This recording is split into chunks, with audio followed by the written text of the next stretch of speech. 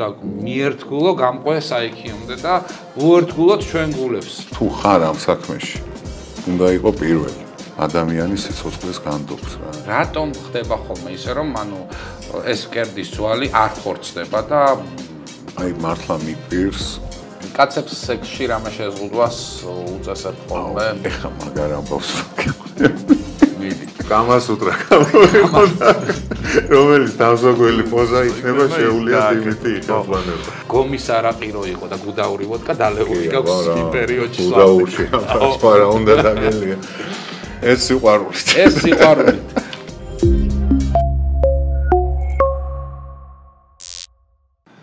როგორც ჩიტი გალიაში, როგორც მუჩი პეპელა ფრთხიალებდა ჩუმად ფეთქავს სიცოცხლის სანთებელა რა ბედის ხარ რა ვარსკვლავის სულ შენახარ სამიზნე ნურც ერთის არს ნუ აიცდენ გულო სანამ გამიძლებ. გამარჯობა, გამძლე გულებზე გვექნება დღეს საუბარი და დღევანდელი ჩვენი პოდკასტის სტუმარი იქნება სულხან ლომინდანძე, მედიცინის დოქტორი, კავკასიის მედიცინის ცენტრის სამედიცინო დირექტორი და ამავე ცენტრის კარდიოქირურგიული დეპარტამენტის ხელმძღვანელი. სულხან, მოგესალმები, მადლობა რომ დღეს ხარ ჩვენი სტუმარი და მიკროფონთან შენი საუბარი იქნება ბუნებრივია ძალიან საინტერესო. მოგესალმებით, დიდი მადლობა მოწვევისთვის, ჩემთვის პირველი გამოცდილებაა პოდკასტში მონაწილეობის მიღება. საინტერესო არის, იცი? და იმედია, კარგად გამოგვივა.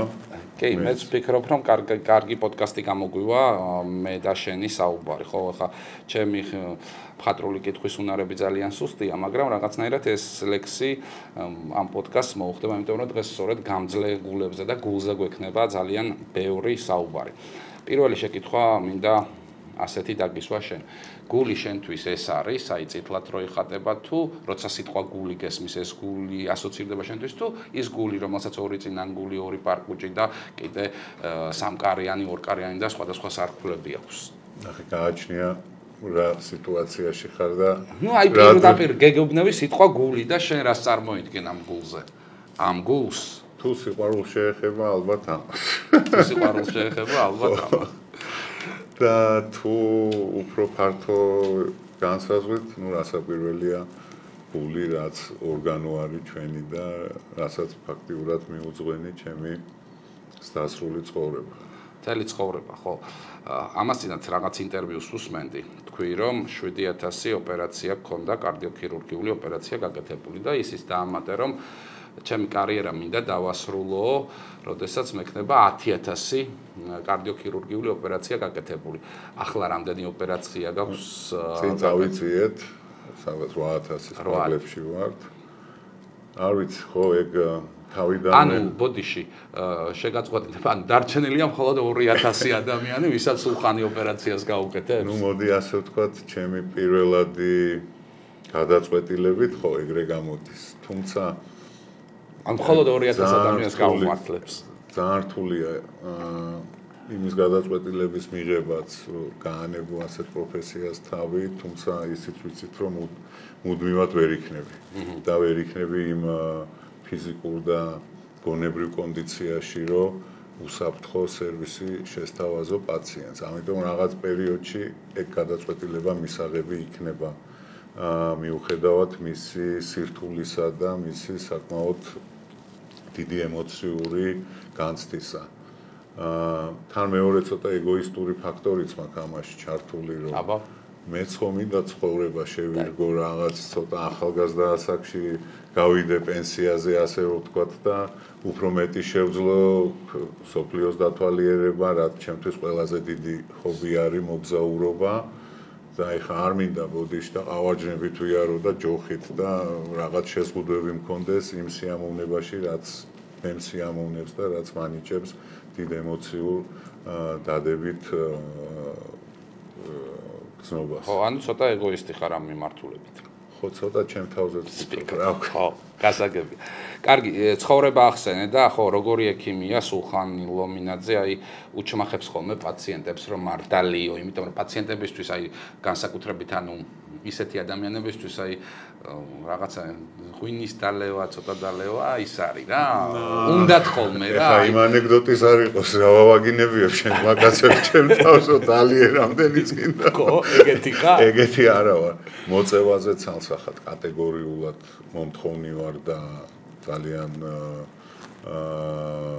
ხისტი ვარ ამ მიმართულებით. ნუ ეხა დალევას რაც შეეხება, გააჩნია პაციენტს, გააჩნია წინა მდგომარეობას, რა მდგომარეობით მოვიდა ოპერაციამდე. თუ ეს ჩვეულებრივი ბანალური კარგ მდგომარეობაში ჩატარებული ოპერაცია არის და ის უბრალოდ ცხოვრების ხარისხის გასაუმჯობესებლად კეთდება ეს ოპერაცია იდეაში, მაგ შემთხვევაში რასაკვირველია შეზღუდვა ეგეთი კატეგორიული არ არის. თუმცა ნუ ეხა ჭარბი მოხმარება არაფრის არ ვარ მით უმეტეს ალკოჰოლს. რა თქმა უნდა. თუმცა ანტიოქსიდანტური თვისებებიც ახასიათებს. ხო, რაღაც ერთი ჭიქა ღვინო მოსულა. ტანინიანი ღვინო ხოლესტერინზეც კარგად, მაგრამ ეს არ არის ხა მკურნალობა, რომ ტანინიანი ღვინით უმკურნალოთ ჩვენ სიზარღვებს, მაგრამ ჩემი ჩვენი ბებიები და ბაბუები ყოველდღე სვავდნენ ხოლმე. კი, სადილზე 2-3 ჭიქა ღვინის ჭიქა. ხო, ღვინის. ეხლა ჭიქები გაიზარდა და რო ეტყვი ერთ-ორ ჭიქას იმასაც უკონკრეტებ, რომ ეხლა ლუდის ჭიქით ნუდალე ღვინოს და ნუ მეტყვი მე 1-2 ჭიქა დავლიერო და მე ნუ მომატყუებ და თუმცა ნუ აი რაღაც ერთი ბოთლის დალევის საშუალება და უფლება აქვთ ეგეთ პაციენტებს რაღაც ნუ პერიოდის შემდეგ ოპერაციიდან რა. კაი, უყურე ეხა თამბაქოს მოხმარება ახსენე. დიახ. გახლობით ხვდები რა შეკითხვა მინდა დაგისვა. კი, მე თუ მოვიხმარ თუ არა. რა ვიცი, მე ვიცი რომ მოიხმარ. მე მოვიხმარ აიქოს, როგორც კი აიქოს გამა. არც მანამდე არ ვიყავი ესეთი მომხმარებელი, ერთი კოლოფი 2 დღე მყოფნიდათ. მაგრამ უხერხულობას არ გიქმნის, რომ აი სხვას უკრძალავ, არ მოწიო, პაციენტს ეუბნები და შენ თვითონ არ ვეწევი პაციენტთან. ერთადერთი ნუ ერთ თუშინაურია პაციენტი და იცის რომ ვეწევი, ნუ ეხა იმასთან. მე თვითონაც ძალიან აქტიური მწვეველი ვარ, ძალიან მინდა რომ დავანებოთ თავი, ხო არ გინდა ერთად დავანებოთ. გავაკეთოთ. ჩელენჯი. გავაკეთოთ ჩელენჯი. კარგი, სულხან, მოდი იცი რა მინდა გკითხო, როგორ მოხვდი კარდიოქირურგიაში? აი, რატომ აირჩიე ეს კარდიოქირურგია და თან ძალიან პროდუქტიული ექიმი ხარ და ამ ქვეყნის ერთ-ერთი ყველაზე ცნობილი კარდიოქირურგი ხარ და ერთ-ერთი ყველაზე წარმატებული პროფესიონალი ჩვენი ქვეყნის. მოდი თუ გინდა თავიდან დავისხოთ საერთოდ ექიმობა რატო ავირჩიე? აბა რატო აირჩიე? ნუ ბებია ჩემის გარდა არავის არ უნდოდა ექიმობა ჩემი, მიუხედავად იმისა, რომ დედა ჩემიც კარდიოლოგია და მთელი ბავშვობა მინდოდა საზღვარგარეთ ცხოვრება რა, მაშინ კომუნისტური წყობა იყო და სულ მინდოდა აი ან ელჩი უნდა გამოსულიყავი, ან რაღაც დიპლომატიური სამსახური და ეგრეც ჰქონდა გადაწყვეტილი რა, რომ მოსკოვში უნდა წავსულიყავი, მგიმოში ჩამებარებია და გამოსულიყავი. Московский государственный институт международных отношений, да. ორი იყო კიევში და მოსკოვში, მაგრამ ნუ მოსკოვის უფრო и მოსკოვში უფრო რთული იყო ჩაბარება, კიევში უფრო მარტივი, შედარებით. და იქ უნდა ყოლოდა რაღაც გენერალიტეტი უნდა ჩაგეყენებინა მოსკოვში. და ის პერიოდია 87 წელი, 8 წელი ეროვნული მოძრაობა. აირია სიტუაცია საბჭოთა კავშირშიც, დამოკიდებულება ქართველების მიმართ რუსეთში, რაღაც ის და ნუ მამაჩემ მე არ გაგიშვებ ვარსად. ნუ ეხა ეს ჩემი იმგენში ვარ, რა ქვია, ტრაგედიებში, განცდებში რა, უსირო დაიკეტა ჩემი მომავალი. ხო და ეს ყველაფერი წამოვიდა ბიძაჩემს ქონდა ამერიკა და ანგლია ჟურნალები გამოწერილი და სულ იმას ვკითხულობდი და ნუ აი იმდენად მინდოდა რომ ის რაღაც სხვა ცხოვრება მენახა და ერთხელაც ტელევიზორ მოამბეში 88 წელია ჯერ აბიტურიენტობამდე 1 წელი მიკლია ტელევიზორში აჩვენებენ ქართველ ექიმს აიო დაგვიბრუნდა ამერიკიდანო წელიწად ნახევარი იქ მოღვაწეობდაო, ისწავლაო, რაღაც დაიხვეწაო და ჩამოვიდა და ეხა აქ უნდა გააგრძელოს პრაქტიკაო. აუ მეთქი სამედიცინოდან უშვებენ საზღვარგარეთ თქო რა. და ეგ იყო გადაწყვეტილება, რომ ანუ როგორღაც მოხვედრილიყავი სამედიცინო და იქიდან მე წავსულიყავი სტაჟირებაზე დასავლეთში რა. და ეგ იყო პირველი მიზანი. ინსპირაცია. ნუ ეხა ბებია ჩემის ნუ თვითფრინავს ვერ გაიტაცებდი როცა ბებია ჩემის ხარდაჭერაც მნიშვნელოვანი იყო ნუ მამა ჩემი მეწინააღმდეგებოდა აი შენ ცხოვრება აღარ გექნება გაჭირვებული ექიმი იქნები ძმაკაცებთან ერთად ვერ გაატარებ დროს თელი ღამეები სულ მორიგეობები ნუ არ მაინტერესებდა ოღონდ ჩემი ბიზნესთვის მიმეღწია რომ ჩამებარებია და წავსულიყავ ნუ მე შეიცვალა ყველაფერი 90 წელს ჩავაბარე მოვიდა ეროვნული მთავრობა მე სამოქალაქო ომი მე აფხაზეთი ნუ სტუდენტობა ფაქტიურად არ მქონია სულ ომში გავატარეთ და ხეცურიანის დროს ჩააბარე, ხო? ასათიანის დროს ჩააბარე. ფიზიკა ჩააბარე თუ არა, ოქროს медаლზე დავამთავრე და ერთი ბიოლოგიით, ან ქიმია იქნებოდა, ან ბიოლოგია და ნუ ბიოლოგია იყო და ჩავაბარე და ნუ ეხა უნდა გააკეთო არჩევანი უკვე ყველა ხო არ სწავლობ ეხა ამდენი წელი. თან ვერც მიდიხარ უცხოეთში კი არა თბილისიდან ვერ გადიხარ. ბათუმში ვერ მიდიხარ, ქუთაისში ვერ მიდიხარ, ესეთი ხდება. კადრიონის როა. ხო და რა უნდა ქნა ეხა და ნუ ეხა რაღაც ყველა გინეკოლოგია ჩემ კურსზე, აუ გინეკოლოგია საერთოდ არ მიზიდავდა ეგ მიმართულება. ნუ რა ეხა სოლგადის კარდიოქირურგიული ერთი განყოფილება იყო მაშინ ქირურგიის ინსტიტუტში და ნუ აი გაგონილიც ხო ისე მქონდა და ნუ მერქი აი ყველაზე სუფთა ქირურგია არის ნეირო და კარდიოქირურგია ხო რა და ნუ მეხუთე კურსზე ვარ ნუ ქირურგია უნდა ავირჩიო რომ მე უკვე მაშინ ორდინატორები იყო და მე უკვე გავაგზელო ვიწრო სპეციალიზაციით და ნუ ამ გინეკოლოგებში ხუთიანებს ვიღებ, იმიტომ რომ არ მინდა თქო და მიწერენ თუ არ გინდა გინეკოლოგია, მაშინ ხუთიანი გეკუთვნის, თუ გეკუთვნის, თუ არა და გინდა, მაშინ გაგწურავენ და ნუ ასე ქირურგიაში აღმოჩნდი. ეხა უნდა მენახა კარდიოქირურგია და ნეიროქირურგია. და რატომღაც ნუ აი ეგრეც მოხდა. დედა ჩემი ჩაფიძეში მაშინ თერაპიის ინსტიტუტი იყო და ნუ ქირურგიის ინსტიტუტი გვერდზე იყო. და მეხუთე კურსზე ვარ და მოდიო რა აქვეაო ჩემთან და ჯერ აქ ნახეო და მე რკინიგზის საავადმყოფოში ნეიროქირურგიაო. აი პირველი გადავედი კარდიოქირურგიულ განყოფილებაში და დავჭი. მაშინ რა მასშტაბის ოპერაციები ხორციელდებოდა ეს მასშტაბები? მაშინ ხორციელდებოდა დახურულ გულზე, ასე რომ ვთქვათ, მიტრალური კომისუროტომიები ერქვა ამ ოპერაციებს და ნუ პერიკარდექტომიები, მარტივი ოპერაციები, რომლებსაც არ ჭირდებოდა სისხლის ხელოვნური მიმოქცევა.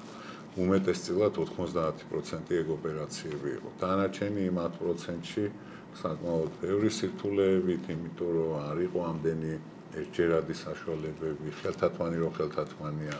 სარკვლების გამოცვლა მაშინ? ხდებოდა, უბრალოდ სარკველი მოსკოვში უნდა გეყიდა, ჩამოგეტანა, ანუ არ იყო არაფრის ცენტრალიზებული მომარაგება რა, არაფრის.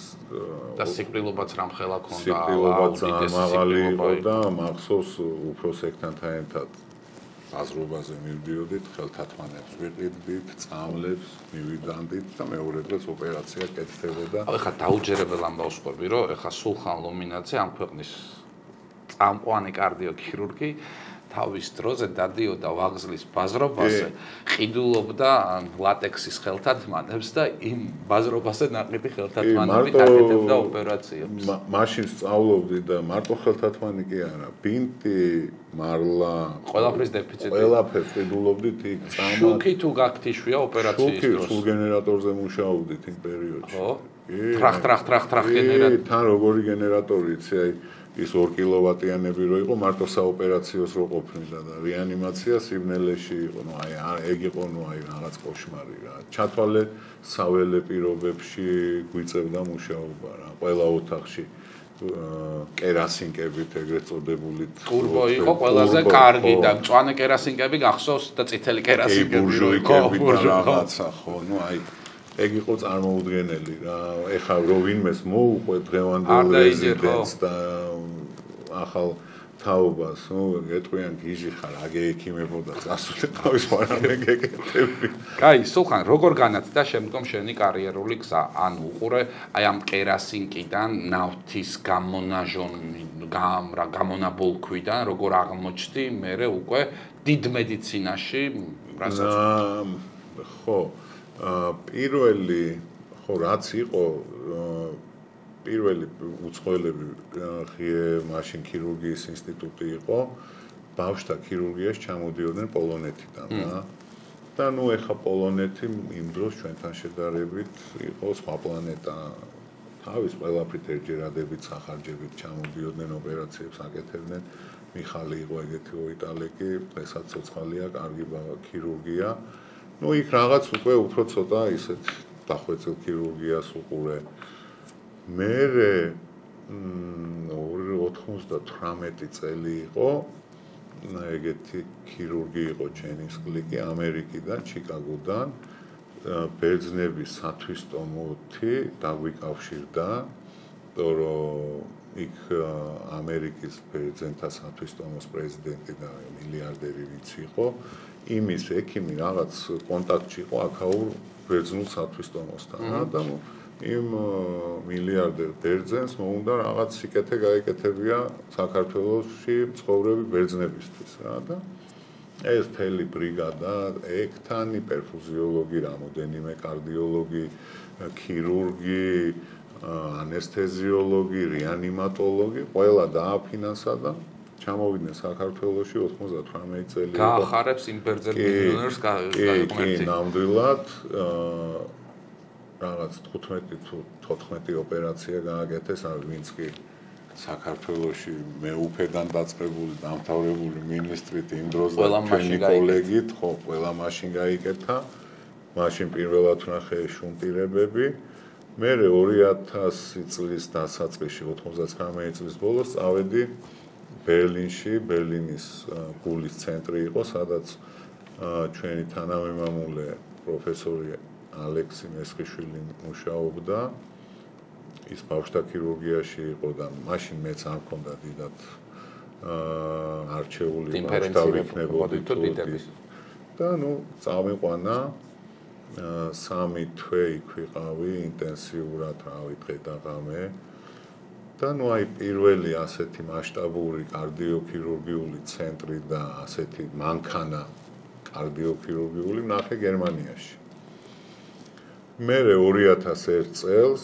შემთხვევით სამსახურში ბადური იყო მაშინ მოსიძე დირექტორი დიდი ქირურგი მოდის წერილი რომ რაღაც ფონდი ვართ შვეიცარიის და გვინდა საქართველოში პროექტის დაწყება და ეს შვეიცარიული ფონდი ამ ქირურგის პერფუზიოლოგი მანამდე იყო ჩამოსული ბერძენ შვეიცარიელი კარდიოქირურგი იყო აქსენტი კალანგოსი რომელიც აი ღიაგული ახალი შექმნილი იყო და პირველ არც იყო შექმნილი აი შექმნის პროცესში იყო პირველი ოპერაციები ბავშვების გააკეთა და პერფუზიოლოგმა ამის პერფუზიოლოგმა უთხრა ამ ვლადიმერ ველებიც რომ აიცი რაო იქო არისო ფარტიო კარდიოქირურგიის აზე არიანო მონდომებული გუნდიაო და შეგვიძლია დავიწყოთო აი ასე 2001 წელს პირველად ჩამოვიდა ეს ჟან მორისის ფონდი ვლადიმერ ველებიტის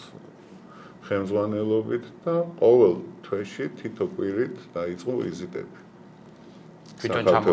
თვითონ ჩამოდიოდნენ აი ქირურგიდან დაწყებული პოსტოპერაციული ექთნით დამთავრებული რა და ფიზიოთერაპევტით რა და 2003 წელს მე წავედი სტაჟირებაზე ჟენევაში ვლადიმერთან ლატურის ჰოსპიტალში და ამასობაში კიდე ისრაელიდან ჩამოვიდა ჩემი მეორე შეფი ერთი ვლადიმერია ველებით და მეორე დანიელ ბიტრანი რომელიც ჩამოვიდა ლექციების დასაკითხად გივი იყო ეგეთი წიწვაშვილი ჩვენი ქართველი ებრაელი სიზაფთა ქირურგი რომელიც პერიოდულად იერუსალიმშიც იყო და ქირურგიის ინსტიტუტში მუშაობდა და იმან ჩამოიყვანა ნუ ეს ლექციები წაიკითხა და ისაო თუ გინდა თუ ჩამოვალო ოპერაციების გასაკეთებლად თუ რა და ნუ ეხა ეგ ისეთი მომენტი იყო რა, აგერ შვეიცარიელები, აგერ ისრაელიდან ერთ-ერთი წამყვანი ქირურგი, ну აი ქერის ორმოში აღმოჩნდით რა, მაგ ესე რა მაგარია, რომ ეს არის გამართლება. ადამიანს ცხოვრებაში უნდა გაუმართლდეს, ხო? იმიტომ რომ შეიძლება და საერთოდ სხვანაირად წასულიყო შენი ცხოვრება. იყო მაგის ცდილობები. ხო და ამ სხვა მიმართულებაში რა მინდა კითხვიცი, ის გომის არაყირო იყო და გუდაური ვოდკა დალეული გაქვს იმ პერიოდში. გუდაურში სხვა რა უნდა დაგელია. დავითი კიდე. დავითი, ხო. ჩეკუში. ხო, ეგეც ხონია ცხოვრებაში.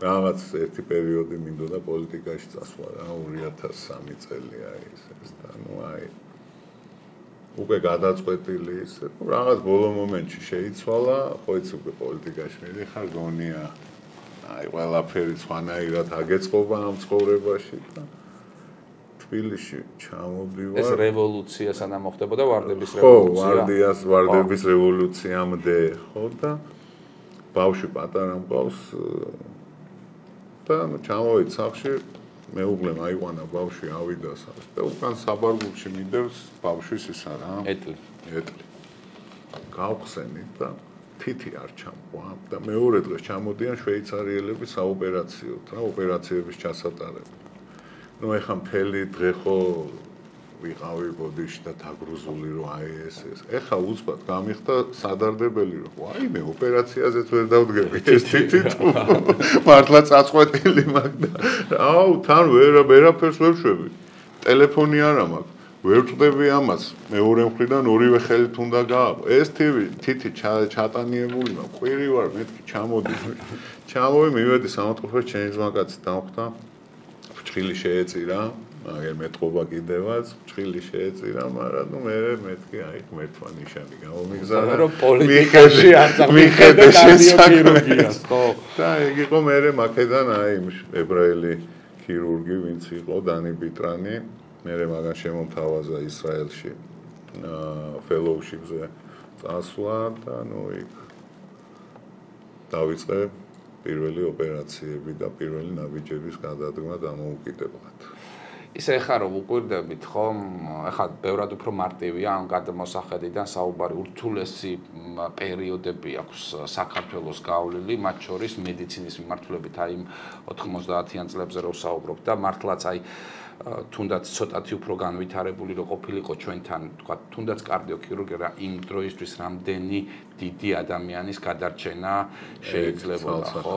აი ხა მე ეს ჩვენი ლევანდელი პოდკასტი შოთანიშნიანიძის ლექსით დავიწყე და აი გოგიც აბაძე რო გამოვიდა ამ სიმღერას წეროდა, ხო, გახსოვს აი გულით რომ დაიღუპა. მარტო გოგი რავი რამდენი ცნობილი ადამიანი და ნუ რასაკვირველია ხა მაგ დროს დასავლეთში სუსვანაი ის იყო და რისკი იყო და სულ სხვა საფეხურზე იყვნენ განვითარების თუმცა ნუ იქაც ისეთი ის იყო რა ანუ ყველაზე დიდი გარღვევა ჩვენ მიმართულებაში აი 90-იანების მეორე ნახევრიდან აი ამ პერიოდში მოხდა მაქსიმალურად აი ტექნოლოგიურადაც კატლაბების შექმნა რამხელა რაღაც გამოიწვია ხარისხობრივ თავიდან ბაბინებზე იყო ეს ისა რა ქვია კორონაროგრაფია მაგასაც მოვესწარი ქირურგიის ინსტიტუტში იდგა მერე ვიდეო კასეტებზე იყო და ნუ ეხლა წარმოიდგინე რომ ვიღაცა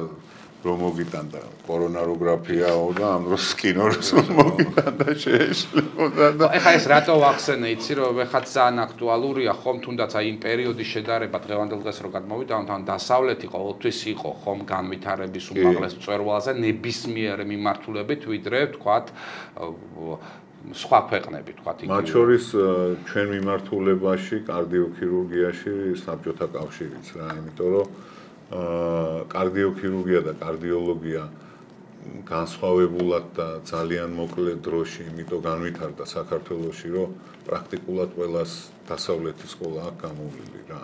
ყველა კარდიოქირურგს, ვინც დღეს მოღვაწეობს ჩემი კოლეგა და ვინც წარმატებულია, ყველას ან გერმანიის, ან ამერიკის, ან შვეიცარიის, ან ისრაელის ყველას დასავლეთის სკოლა აქვს გამოვლილი. და იგივე კარდიოლოგიაშიც, იმიტომ რომ რუსეთში კი რამოდენიმე ცნობილი კარდიოქირურგი არსებობდა. მათ შორის ქართველი ერთ-ერთი ძალიან ხო, ბურაკოვსკიც თბილისელი იყო, პლეხანოველი იყო ბურაკოვსკი, ხო.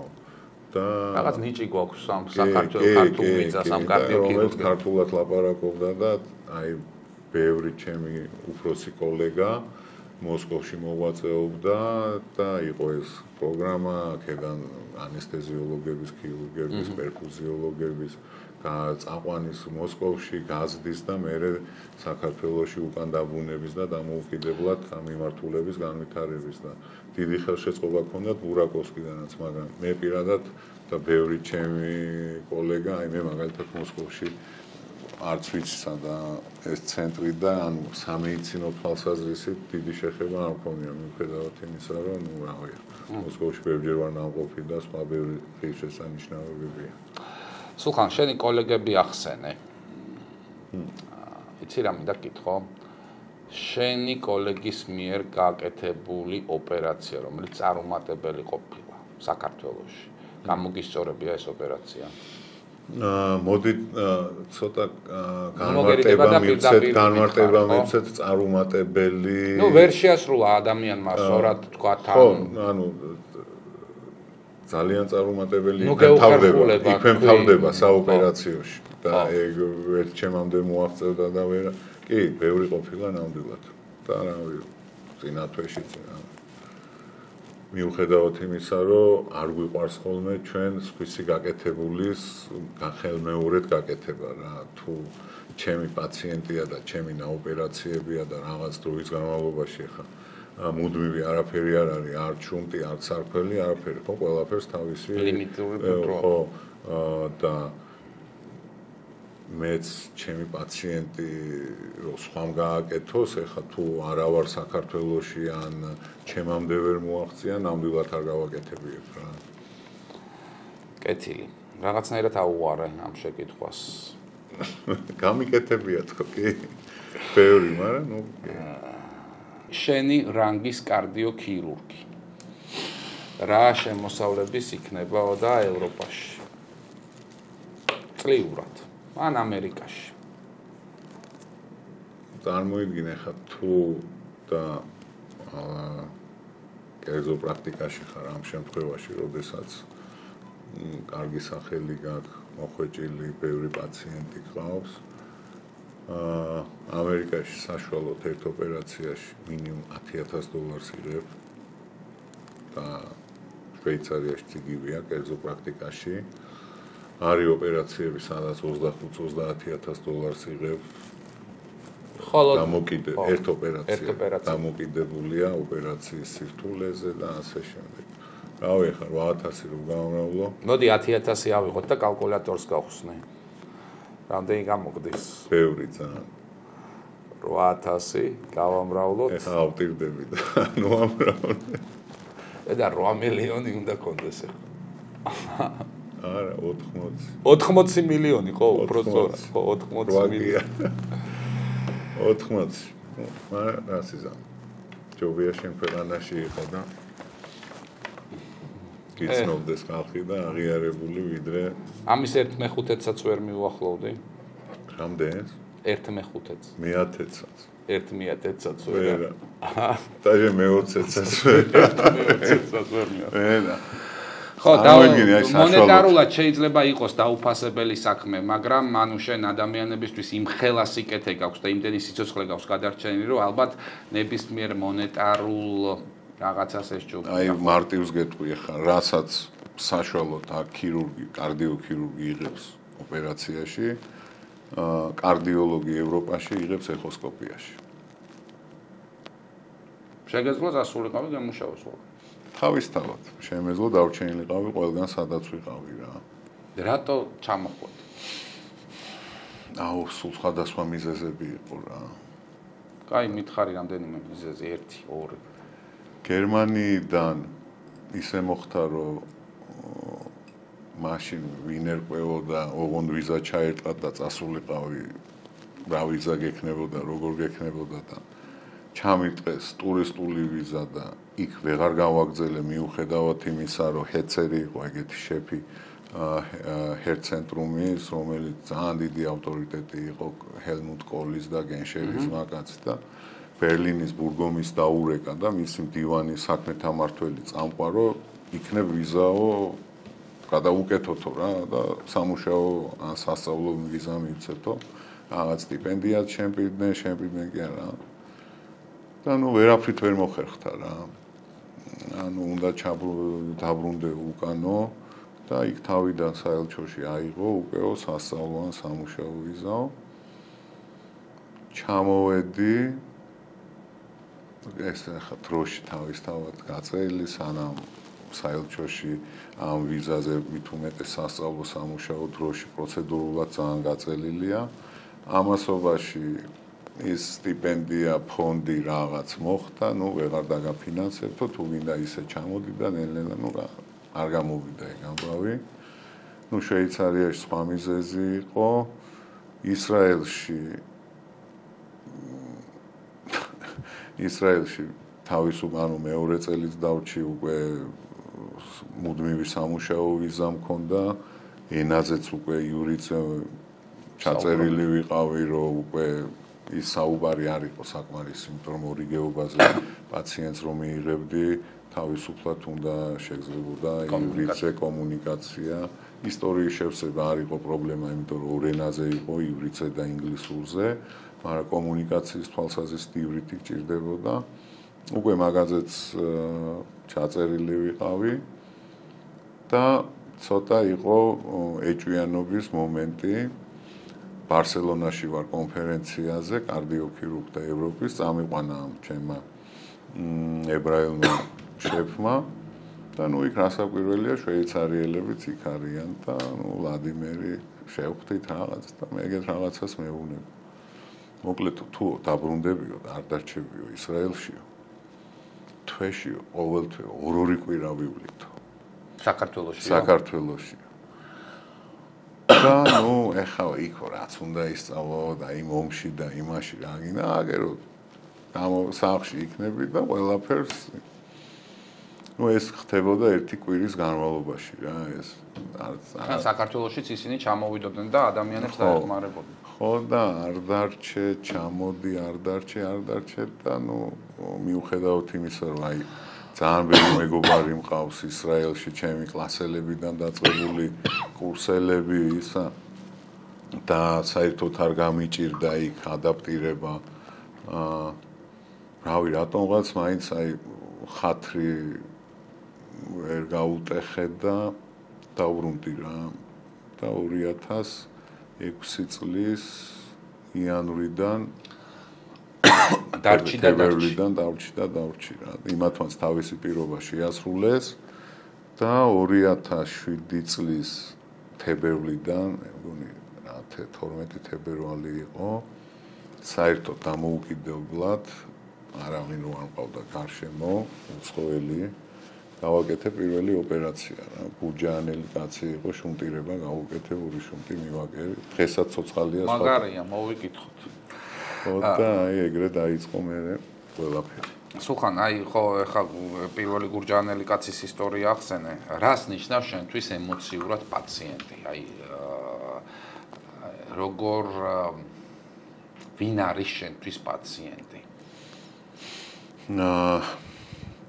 მიუხედავად აი ამდენი 1000 ჩარევისა და ოპერაციისა მაინც ის ემოციური კავშირი ყოველთვის ერთი და იგივეა და იზრუნვა პაციენტზე რა ანუ აი როგორც მოქანდაკე რაღაც ან ხატვარი გამოყავს აი შენ ცდილობ რომ იგივენაირად ოღონდ ეს ოპერაციით იქნება რაჩარევით აი შენი ნაშრომი შექმნა და იამაყო იმით შენი გაკეთებული ოპერაციით რა და ეს იამაყე მე ქალაქი პატარა ქვეყანა პატარა და ნუ აი რო დაგირეკავი და აუ შენი სადღეგრძელო ითქვა ეხა და აგერისა და ნუ აი რაღაც სიამაყეა თუმცა ნუ სანამ აქამდე მიხვალ და სანამ ამ შედეგს დადებ ძალიან დიდი ემოციური სტრესებია გასავლელი რა და ეს პასუხისგებლობა, იმიტომ რომ ადამიანის სიცოცხლე თავიდან ფიქრობ ეხა ამათ რა ჭკუა აქ ეხა მე რომ მიწვება თქო რა. არა მართლა ხო ნუ ეხა გულის ოპერაცია ხალხი იმაზე თურქეთში გარბიან რავი უმარტივეს ჩარევებს პანარიციუმზე ხო რა ვიყო და იმაზე კვლევებზე და ეხა MRI-ს აქ გაიგეთებ თუ თურქეთში არანაირი განსხვავება არაა და ანალიზებს აქ ჩააბარებ თუ თურქეთში რა და მაგისტვის გარბიან ხო და რო დავჭი მარტო ჩემ თავთან მეთქი ეხა ეს ამხელა ოპერაცია ამხელა ნდობა გამომიცხადა და ნუ აი ეს პასუხისგებლობის მომენტი და ნახე ეს ნდობა, რასაც პაციენტი გიცხადებს.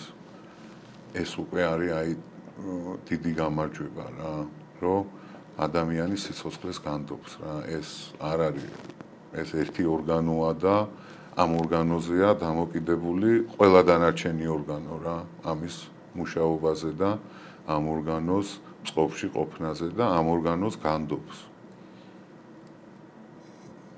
უნდა გაუფრთხილდა.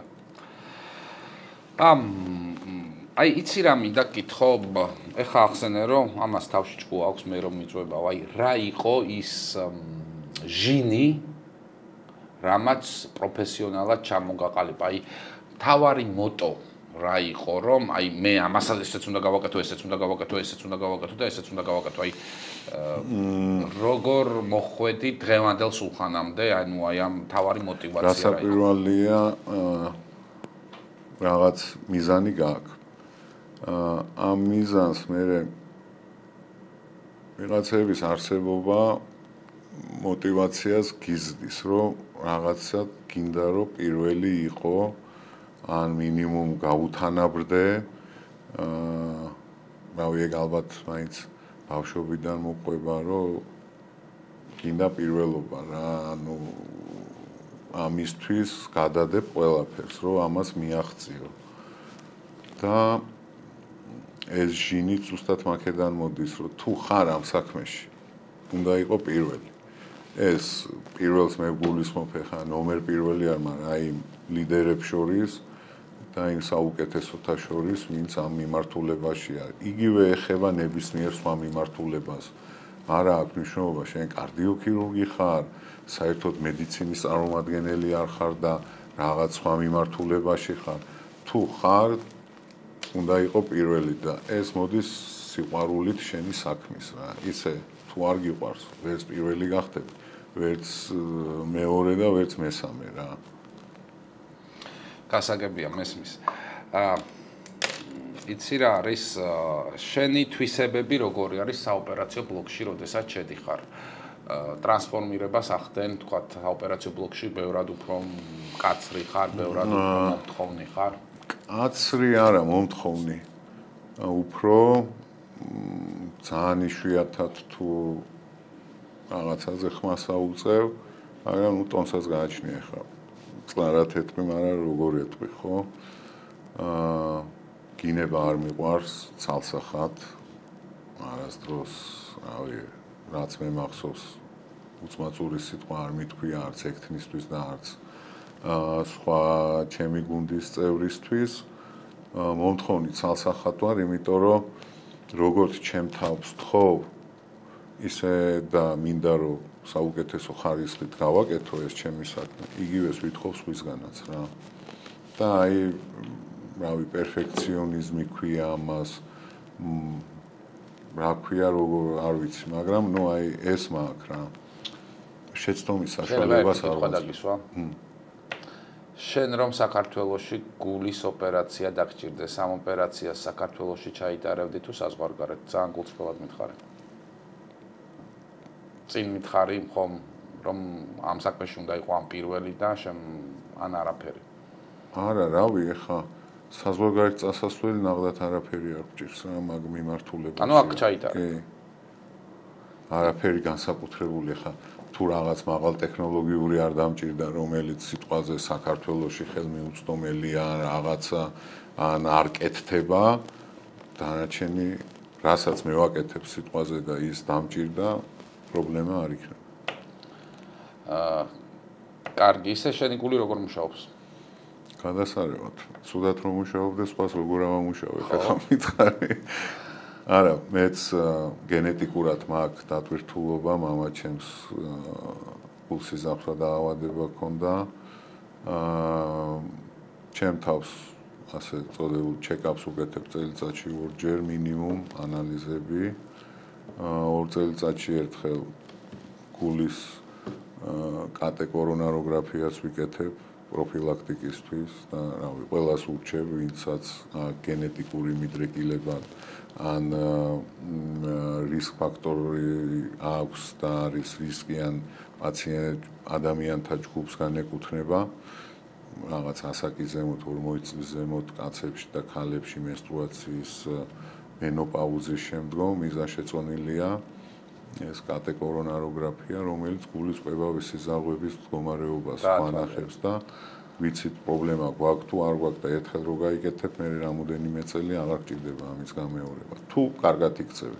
მე 40 წლის რო გავხდი, მაშინ გავიკეთე და ეხლა დაახლოებით 1-4 წელი აღარ გამიგეთე. აი, უკვე დრო არის. ჩამოკრა უკვე ზარებმა რომ გაიგეთო. კარგი, იცი რა მინდა კითხო, მოდი ცოტა ტექნიკურ ნაწილზე გადავიდეთ, რომელიც უფრო კარდიოქირურგიული ნაწილია. ყველაზე დაბალი განდევნის ფრაქციანი მქონე პაციენტი შენს კლინიკურ პრაქტიკაში რამ ხელა ყოფილა, ვისთვისაც ოპერაცია ჩაგიტარებია? ბევრი ყოფილა 15-16 და მანდ ეხა ასე ზუსტად 10 აქ თუ 12 არ არის ეგრევე, მაგრამ ნუ აი რითითაც ხდება შეფასება ფორმულით ვიზუალურად 10-12 განდევნიანი გამიკეთებია კი რამოდენიმე. არა, ნუ მაგას თავისი წინაპირობები აქვს. ანუ ყველა შემთხვევაში ვერ აკეთებ. შეიძლება ყველა შემთხვევაში 25-იანს არ გავუკეთო, თუ დავუშვათ არა გაქვს გამოკლეული მისი მიოკარდიუმის მდგომარეობა. თუ მიოკარდიუმი არის სიცოცხლუნარიანი, ანუ ეს უჯრედები ინფარქტის შემდგომ არის მიძინებული და არ მკვდარი. მაშინ აქ აზრი. ამას როგორ ადგენ? ამას ვადგენთ, არის 3 შესაძლებლობა, დობუტამინის ტესტი და ეხოსკოპიით, სინტიგრაფია, რადიო აქტიული ნივთიერება შედის, ტექნეციუმი და მაგით ხდება. ეს ყველაფერი კავკასიის ცენტრში კეთდება? ჩვენთან არა, მეორე არ კეთდება და არის კიდე იმით რა ქვია, MRT-ი, ანუ მაგნიტორეზონანსულით, რომელთაც ვაფასებთ ამ კუნთის სიცოცხლუნარიანობას და მაგ შემთხვევაში გამართლებულია ოპერაციის გაკეთება, თორე ხა, როდესაც შემაერთებელი ქსოვილია, ხა ამას წყალი რო დაასხა, ხე არ ამოვა და მესმის. ოპერაცია, რომლის გაკეთებაც ყველაზე მეტად არ გიყვარს, რა პათოლოგიაა გულის ეს?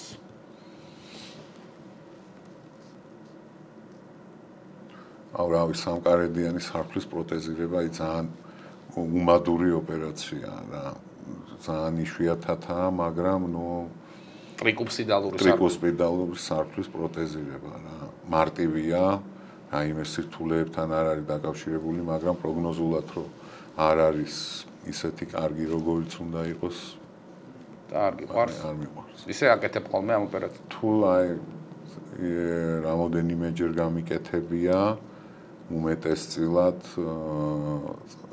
ნარკოტიკების მომხმარებელ პაციენტებში, ვისაც ენდოკარდიტები აქვს და სარქველი პრაქტიკულად დაშლილია და პლასტიკასაც რო ვერ აკეთებ და ერთ-ერთი გამოსავალი რომ შეცვალო და ერთი შემთხვევა იყო ახალგაზრდა ბიჭი საფრანგეთში ოპერაციები და დათრომბილი ჰქონდა ეს სარქველი მიტრალურიც და ტრიკუსპიდალურიც და მოგვიწია მაგორივეს გამოცვლა უკვე ბიოლოგიურებით და ცოცხალია?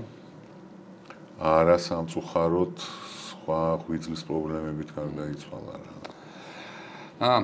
კეთილი, რა მინდოდა მე თქვა, იცი? აი ხა რა ექსპლუატაციის ვადები აქვს სარქულებს? ანუ რამდენ ხანს მუშაობენ გამოცვლილი სარქულები? ნახე, ჩვენ გვაქვს ქირურგიული ჩარევის დროს ორი ალტერნატივა. მექანიკური სარქველი და ბიოლოგიური სარქველი. მექანიკური სარქველი თუ რაიმე ან თრომბოზი არ მოხდა, ან ინფექციური ენდოკარდიტი მუშაობს მუდმივად, უბრალოდ სისხლი უნდა იყოს გათხელებული იმ პარამეტრებით, რაც არის რეკომენდირებული და დამოკიდებულია ეს აორტალურ პოზიციაშია თუ მიტრალურ პოზიციაში. რაც შეეხება ბიოლოგიურ სარქველს, რასაკვირველია, ტექნოლოგიები იხვეწება, თვითონ სარქლის გამძლეობაც გაუმჯობესებულია.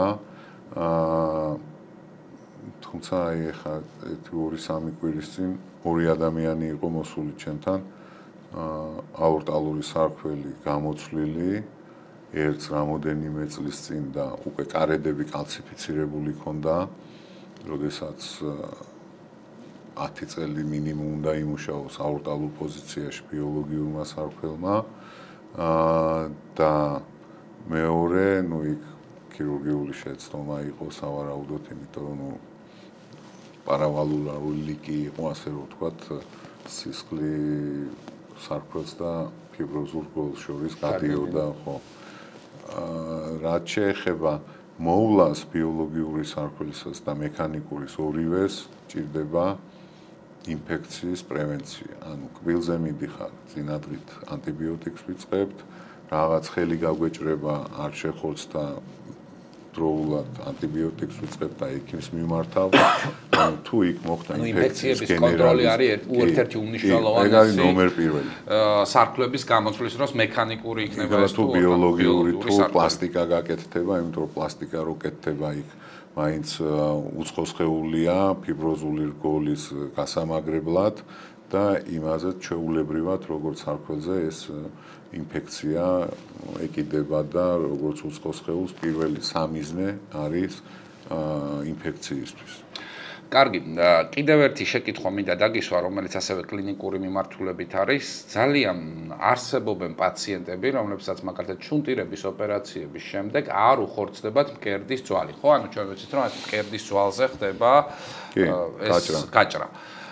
მიზეზი რა არის, თქვათ, იქ ხომ კორსეტი უნდა მოიხმარო, რატომ ხდება ხოლმე ისე, რომ ანუ ეს მკერდის ძვალი არ ხორცდება და აი მართლა მიკვირს და საქართველოში ბევრია ესეთი. მართლა მიკვირს, იმიტომ რომ შვეიცარიაში საერთოდ ძაფით ხურავდნენ ძვალს. ისრაელში მავთულით რო დავხურავდით. სტეპლერის. არა, მავთულით ჩვეულებრივ, როგორც ჩვენ ხურავთ. მესამე დღეს პაციენტს შემოვლაზე შევდივართ, ლოგინში გადაბრუნებული. არავინ არაფერს არ ეუბნებოდა. ეხა კი იქაც იყო გართულებები, უბრალოდ იქ რაღაც კვირეები გქონდა, ვინც მერე მორიგეობდით ამბულატორიაში ნაოპერაციები პაციენტებს ვინც ღებულობდით და ამიტომ სრული ინფორმაცია მართლა არ მქონდა რამდენი რთულდებოდა, მაგრამ რაც შეეხება საქართველოს პირველი პრობლემა არის ჭარბიწონა და მამაკაცები უმეტესწილად ჭარბიწონისაა. მეორე მთავარი პრობლემა არის დიაბეტი და საქართველოში უმეტესწილად ყველას პროტესტი აქვს ინსულინის მიმართ და ინექციის მიმართ და რატომღაც გონიათ რომ ინექცირებულ მკურნალობაზე რო გადავლენ დაღუპულები არიან და 400 და 500 შაქარით ის ჭრილობა რაც უნდა იდეალურად იყოს გაკერილი ვერ შეხორცდება. ძაფი არ გაიწოვება, იმიტომ რომ ამ ხელა მაჩვენებლებზე გაწოვის და შეწოვის პროცესი დარღვეული. და ნუ მესამე უმთავრესი კიდე პოსტოპერაციული პერიოდში მოვლა. ჰიგიენა, რეკომენდაციები, საჭესთან არჩდომა, ბევრი არ იცავს, ბევრი ხოდა გადაბრუნებაზე რასაც ვამბობ, იქ ასეთი ჭარბიწონიანი ხალხი არ არის. არ შვეიცარიაში, არც ისრაელში ერთეულები თუ იყო დაუშვათ დიდი წონი. ჩვენთან 80% მამაკაცები დღეს პაციენტი მომადგა 170 კილო ვარო სარქველი გამომიცვალო. წადი მეთქი 30 კილო დაიკელი და არ არის ხა ურგენტი და სექტემბერში მოდი ხა იმას რო გამოუცვლი. ამ დიდი მუცელი რო აქვს და ის მუცელი რო მიაწვება წოლის დროს ფილტვებზე, სუნთქვაზე ის სულზე ვერ დაწვება, გადაბრუნდება, გადმობრუნდება. ეხლა იმის ძვალს მე რა შეახორცებს? მავთული კი არ წყდება. 99%-ში ძვალი იჭრება. თორე მავთულს არაფერი არ მოდის. თუმცა ერთი შემთხვევა მქონდა მე პირადად აი ეგეთ პაციენტს გაუკეთე შუნტირება, ეხლა იმას ვერ გადადებ რა და ურგენტად მომიწია გაკეთება. და გზემოდან შეხორცებული ყველაფერი, ძვალი დადის. რო გავხსენით, მავთულები იყო დაწყვეტილი. გავგიშდი, ეგეთი რამე პირველად ვნახე რა. და ძვალით შესაბამისად დაშლილი მოგიწია. ეს პაციენტები, ვისაც მკერდისვლის ძვალი არ უხორცდება, მთელი ცხოვრება შეუხორცებელი მკერდისვლის. არა, შეიძლება რეოპერაცია ხა. უბრალოდ ის რეოპერაცია უნდა ღირდეს იმ თვალსაზრისით, რომ პაციენტის წონაც, მდგომარეობაც მომზადებული უნდა იყოს. უბრალოდ ხა მაყურებლისთვის გასაგები რომ იყოს ეს რეოპერაცია უფრო მეტად პლასტიკური ხასიათის არის, ძვლის ფიქსაცია, ხო, არის რამოდენიმე მეთოდი ამ ძვლის ფიქსაციის, თუმცა ხო გეუბნებით ხა თუ პაციენტი იგივენაირად არ მოუფრთხილდა დიაბეტს, არ მოუფრთხილდა წონას და იგივე პრობლემა დარჩება. ხო, ჩვენთან ბევრი მწეველია, რაც შვეიცარიაში ეგეთი არ იყო. ყველას აქვს ყველა რომელიც COPD და აქედან გამომდინარე ეს ყველაფერი ერთად აღებული მე ქმნის ამ პრობლემას. ისე რა საინტერესოა სტატისტიკა, თქვათ გულზე ჩატარებული ოპერაციებისა საქართველოში რამდენს ინფექციის თვალსაზრისით არანაირად წინ არა ვართ, იმ სტატისტიკის ფარგლებში ვართ, რაც მიღებულია ყველა ევროპულ და ამერიკულ კლინიკაში. თუმცა თვითონ ეს არასტაბილური ბუნკერდი პოსტოპერაციული შეიძლება ჩვენთან მართლა მეტი იყოს, იმიტომ რომ ბევრი მიზეზია ამის. კაი, სულხან, ერთი ასეთი შეკითხვა მინდა დაგისვა. რამდენხანს ცხოვრობენ შენი პაციენტები, თუ ყველაფერმა კარგად ჩაიარა, თქვათ ეს იქნება შუნტირება, ეს იქნება სარქლის გამოსვლა, ეს ადამიანები ჩვეულ ცხოვრების რიტმს უბრუნდებიან? ჩვეულ რიტმს უბრუნდებიან, თხილამურებზე ცრიალებენ, ცურავენ, ჩვეულებრივად აქტიურები არიან. აქ ჩვენ ოპერაციით მიზეზს არ ვკურნავთ. ჩვენ ვკურნავთ შედეგს.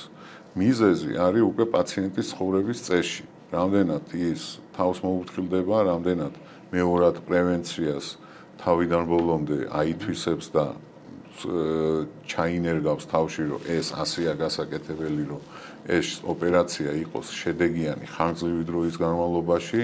რავი, 15-16 წლის წინა ოპერაციები პაციენტები კი შეიძლება სარქველი დაემატა ნაშუმტარს 15 წლის წინ, იმიტომ რომ მაშინ იყო 50 წლის და 55 და ეხა 70-75 წლისაა და უკვე სარქველი დაჭირდა აორტალური და ასეში. კაცებს სექსში რამე შეზღუდვას უწესებ ხოლმე? ეხა მაგარ ამბავს.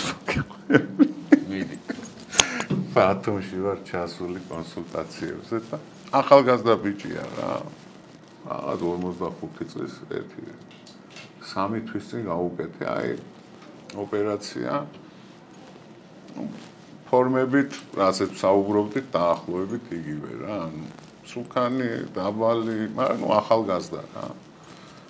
და ამ ბიჭს ჰქონდა რაღაც ძაფის მიუღებლობა, არაფერი 1-2 კვირა რაღაც შეუჩვეულებრივად წავიდა. გავიდა 1-2 თვე ჩავდივარ წინა კვირაში და მოდიან კონსულტაციაზე ცოლ-ქმარი. ეს გოგო მეუღლე მეუბნება, რომ რაღაცა უნდა მიშველოთო დეპრესიაშია. ამას უყურებ ახლა მეთქი. რაღაცა აწუხებს ალბათ ან რამე ხო არ შთაგონებულია. მეთქი დატვირთვას იღებ, ვიღებ. ტკივა არა, ის არა. მეთქი ეხლა ვიფიქრე ალბათ მაინც ნევროპათოლოგი უნდა ურჩიო რა, იმიტომ რომ არაფერი ისეთი არ ჭირს ჩემ ხრივ, მაგრამ ადამიანი იძახის რომ უხასიათო დეპრესია. მე რაღაც შემორჩნე რა, ხო ლაპარაკს რო გაგიბავენ და მეც შემდეგ პაციენტი იგვიანებდა და ველაპარაკები. თურმე ეს დღემდე გერკულესს ეყავს, საჭმელს არ აჭმევს. რაღაცები კიდე ის არ დალიო, ეს არ შეჭამო ხორცი, ისა და სექსი შეიძლება. მეთქი ფიჩო სამი თვე გავიზარდა მაგრამ ვიტყოდ სალმა ამიგზალა მეთქი იქნება დეპრესიაში ის არ ქნა ეს არ ქნა და სექსიც არ ქონდა არ არის პრობლემა უბრალოდ აი პირველი რამოდენიმე კვირა იგივე აი ძვლის გამო რომ დატვირთვა არ მოვიდეს თვალს და რაღაცა შეზღუდვა აქვს თორე არანაირი მან შეიძლება რაღაც სხვა პოზა ხო ნუ ეგ ახლა დეტალებში ნუ წავალთ რატო ეგ ძალიან საინტერესოა ბატონო კამასუტრა გამოვიხოდა რომელიც დამზოგველი პოზა იქნება შეუძლიათ იმითი იხელწვანება სულხან ახლა კავკასიის მედიცინის ცენტრში მიდის ასეთი კამპანია შენ აწარმოებ ამ კამპანიას უსმინე გულს აი ამაზეც რაღაცა რომ მითხრა ანუ გვისმენს ძალიან ბევრი ადამიანი და მათაც თავიანთ გულებს უნდა მოусმინო. მოკლედ ამ კამპანიის აზრი არის ის, რომ მიუხედავად იმისა, ქვეყანა განვითარებადია, განვითარებულია, მაინც ნომერ პირველ კვლელ დაავადება თითქოს გულსიზრახთა დაავადება. სტატისტიკა ვნახე ამერიკაში 450 მილიარდი დანახარჯი იყო 19-20 წელი პირდაპირ არაპირდაპირ გულსიზრახთა დაავადებიდან გამომდინარე რა. იქ ყოველ 40 წამში ინფარქტი ხდება ამერიკაში, საშინელი სტატისტიკაა რა. ეხლა მარტო იმას ვერ დავაბრალებთ, რომ ჩვენთან ან სადმე ხაში ინფორმაციას ვერ ვაწვდით და არაინფორმატიულობის ბრალია, მაგრამ მაინც ყოველთვის ჭირდება ადამიანის შეხსენება. ის რისკ ფაქტორები, რომელიც არის თანდაყოლილი და ვერაფერს ვერ უშვებით და არის ის რისკ ფაქტორები, რომელსაც ჩვენ თვითონ ჩვენ თავს უშავებთ. ეს დაწყებული თამბაქოს მოხმარებით, ალკოჰოლის, უმოძრაო ცხოვრების წესით, დიაბეტი, უკონტროლო დიაბეტით და ასე შემდეგ. და ნუ ყვება თავისთავად და თავისი ხოლესტერინით და მისი მაჩვენებლებით. და როდესაც ადამიანი თავს გზნობს ჯანმრთელად ამ დროს აქვს გენეტიკური მიდრეკილება 40 წლისა რა იქ ერთო რისკ ფაქტორს ამატებს და გონია რომ კარგად არა მიხედ გაიკეთე კვლევა საწყისი კონდეს მოусმინე შენ გულს იქნება რაღაცა გამოგეპარა და ამ დროს რასაკვირველია ყველაზე სწორი იქნება მიმართო შენი ოჯახის ექიმს, კარდიოლოგს, ჩაიტარო აი მინიმალური კვლევები ახლა წეღამი ლაპარაკეთ კატეკორონაროგრაფია არა მოდი ჯერ ანალიზები ვნახოთ ლიპიდური სპექტრი შევამოწმოთ მეტაბოლური რაღაც მომატებული გვაქვს და რაღაც შეიძლება ჩივილები არ გქონდეს ისე გამოხატული ხო მაშინ შეიძლება გავიკეთოთ უფრო მაღალ ტექნოლოგიური კვლევა და უფრო ნათელი იქნება სურათი და ზუსტად ამის პოპულარიზაციისკენ არის ეს კამპანია მიმართული რომ ყველამ თავის გულს მოусმინოს ნუ უყურადღებოდ მიაგდებს ამ ორგანოს იმიტომ რომ უმთავრესი და უმნიშვნელოვანესია მთელი ორგანიზმის ფუნქციონირებისათვის და მეტი ყურადღება და მეტი სმენა კონდეთ გულის. ერთი უნდა შემოვიარო იმ კვირაში და ჩემი გულიც უნდა მოვისმინო. დაპატიჟებული. კარგი, მოვა. მოდი, ძალიან საინტერესო იყო შენთან საუბარი და დღევანდელი პოდკასტი ასევე მინდა რომ აი შოთანიშნიანის ლექსით დავიწყე, ძალიან კარგი ლექსია და ალბათ იმ კაც ძალიან ტკიოდა გული, თორე გულზე ესეთ კარგ ლექსს ვერ დაწერთ, ხო?